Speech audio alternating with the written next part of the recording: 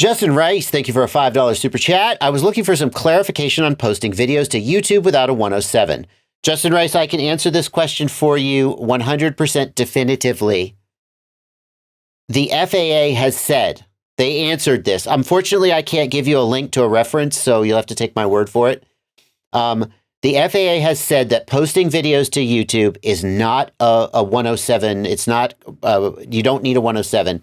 If your channel is monetized, then you need a 107.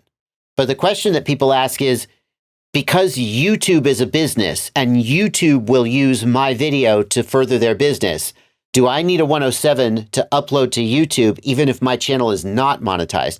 And the answer is no, you do not.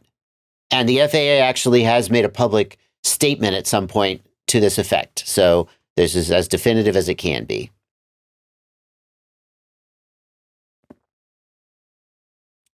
The Fabricator, thank you for a 1, 2, 3, 4, 5 Danish kroner. Says Super Chat also works in Denmark. Cool. Yeah. Override says YouTube is violating 107, not me. No, because YouTube is not. The issue is, as I see it, the issue that the FAA cares about is what is the intention of the pilot in command at the time of the flight. So when you flew the video, if you intended to, let's say that you are a YouTube employee and you are taking a video that you know will be used in the YouTube 2022 Rewind. And you take that video and you upload it to your personal YouTube channel, which is not monetized, and then YouTube puts it in the Rewind. What was your intention at the time of the flight? It could be argued that at the time of the flight, you intended to further a business interest. That's the key phrase. And perhaps the FAA would go, hey, you should have had a 107. But for a typical person who is just flying for themselves, their YouTube channel is not monetized, they don't start flying and go, I intend to further the business interests of YouTube. They just are using YouTube as a service, and YouTube is sort of incidentally using their footage to further its own business interests. That's the takeaway. That's the interpretation, I think. Boys FPV says, I think the FAA has better things to do than go after YouTubers like BotGrinder. Here's the thing, Boys FPV. That's true right up until it's not. And I'm going to pick on Philly Mikey again. I think I'm saying his name right. I hope that I am. Philly Mikey is a guy, he probably still does, makes content for YouTube. And he did these videos where he would fly his DJI drone around the skies of, I assume, Philadelphia.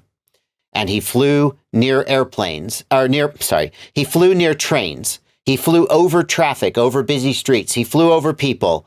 He flew in the clouds when he couldn't have had visual line of sight. He flew in controlled airspace. I don't know all the things he did. And he did it egregiously.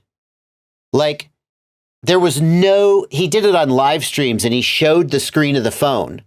So like there wasn't even the plausible deniability that someone else was flying the drone and it wasn't him. And the FAA went and they wrote him a letter and they said, like, he did it for a long time and no one cared and no one noticed. And I suspect that people in the in his local community or people on the internet were reporting him to the FAA because he was being a bonehead. And eventually the FAA got enough reports that he bubbled up to the top of the list. And some FAA inspector said, whose life am I going to ruin today? And he pulled a card off the top of the stack and it was Philly Mikey.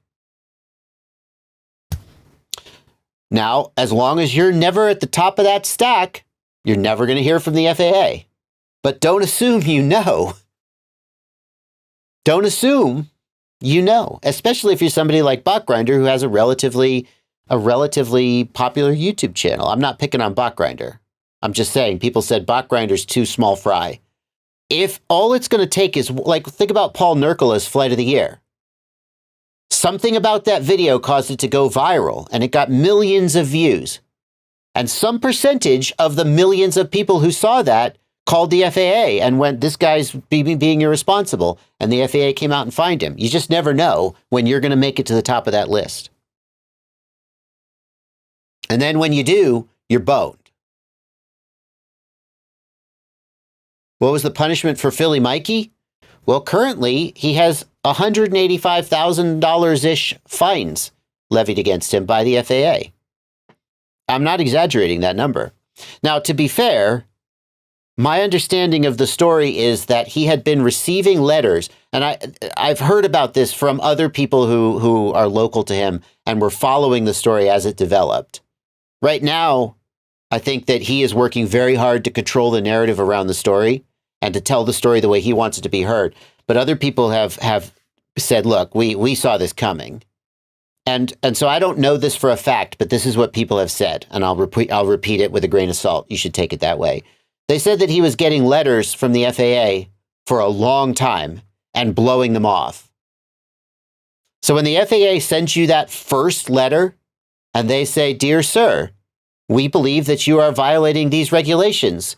Please tell us more about whether you're violating these regulations," that is the time to immediately, because it's going to get so much worse if you ignore them. So my understanding is he repeatedly ignored their letters. He continued to violate the rules after they had told him that he was in violation. And eventually he just stacked up so many, they just got so annoyed with him that they were like, fine. And they went through his YouTube history, and every single violation they could find, they slapped him. And so each violation is a small number, but together he's got 30 or 40 violations or whatever. I don't know the number. And it adds up to $180,000. And he is boned. He is absolutely boned. He's boned.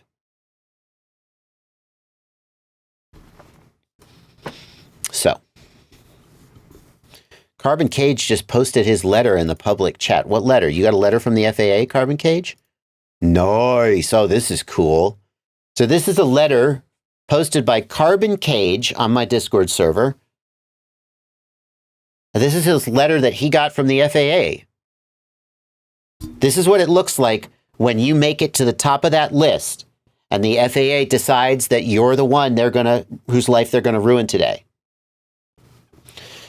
Dear Mr. Hume, notice that they don't say notice of proposed fine. They say education notice. The FAA, I mean, I'm not going to be like, yeah, man, the FAA is really misunderstood. They're pretty cool, actually. If only because even if I felt that way, I wouldn't say it because you guys would just absolutely roast me. He posted it, so I'm gonna assume he's okay with it being shown. He said in the chat, I posted it. He asked me to show it. So if he wanted to remove his address, I suppose he would, but I'll scroll up. The FAA, in my experience, always starts out by trying to educate you. And it's only if you are non-responsive or rebellious to their education attempts that they then move on to fining you. I'm writing to you to the purpose of providing information and education as to the legal requirements for operating a remotely piloted aircraft. Follows from your discussions by Inspector Mark Lewis that the CASA, this is CASA. This is not the AMA, or the FAA. CASA is where? Canada? The FAA sends similar letters, though. I've seen FAA letters that are similar. They start by saying, hey, did you know you're not supposed to be doing this? We just wanted to let you know. And if you go, yeah, shit, I'm really sorry. And I've heard of cases where they asked the YouTuber to make a video saying, hey, I wasn't supposed to be doing this, and to help them with their education. And then they just let it slide. CASA. Oh, it's Australia. My bad. Thank you, guys. CSA was informed of FBA operations occurring in the vicinity of Perth. These are videos you posted. We just wanted you to know about your obligations and these regulations. So there you go. And at this point in general, by the way, you should get a lawyer, for the record. If you get a letter like this, get a lawyer right now. If you can possibly afford it, you need a lawyer. But I've heard of multiple stories of the FAA says, will you get on the phone with us and talk to us? And the person says, okay. They should get a lawyer, but they don't, so fine. And they say, the FAA inspector says, hey, you know this is illegal, right? And you go, wow, thank you for telling me that. And they go, please don't do it again. And you go, no, I definitely won't do it again. And then sometimes they go, if you're like a YouTuber, they say, hey, you know, you want to make a video about this and just let people know that this is illegal and you shouldn't do it? And you go, oh, yeah, that'd be a great idea. I'd love to help you educate the public. And then that's it. That's the end of it, typically. Sometimes they go, hey, we got this video of you diving a building. Can you tell us about your safety protocols? Stingy talks about this story. And you say, yeah, well, it was Thanksgiving Day, so the building was closed. We had spotters watching all the corners. We were within 400 feet of the building, so we were not in controlled airspace. And I've got a 107. And they go, yeah, cool. Thank you. And then they just leave. They did their diligence. We've been on that topic for a while, so I kind of feel like changing the topic. Because I think spending a half hour talking about the same thing on a live stream maybe isn't the best way to run a live stream. But I really like the topic. I hope you guys are into it as well.